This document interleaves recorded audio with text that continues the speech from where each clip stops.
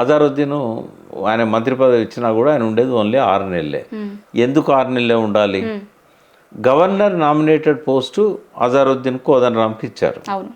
రాజ్యాంగంలోని article 164, 163, 165, 171 clause 5 దీని ప్రకారంగా కొన్ని పారామీటర్స్ ఉంటాయి గవర్నర్ ఎవరిని నామినేట్ చేయాలి. అందులో నంబర్ 1 ఏంటంటే ఒకటి క్యాబినెట్ డిసిషన్ ఉండాలి. సెకండ్ ఏంటంటే లిటరేచర్, ఆర్ట్ ఇట్లాంటి వాటిలల్లో సైన్స్, టెక్నాలజీ వీటిలల్లో నిష్ణాతులై ఉండాలి. కోదండరాం లేడు, అజారుద్దీన్ లేడు. స్పోర్ట్స్ని పెట్టలే అందులో. స్పోర్ట్స్ లేదు లేదు.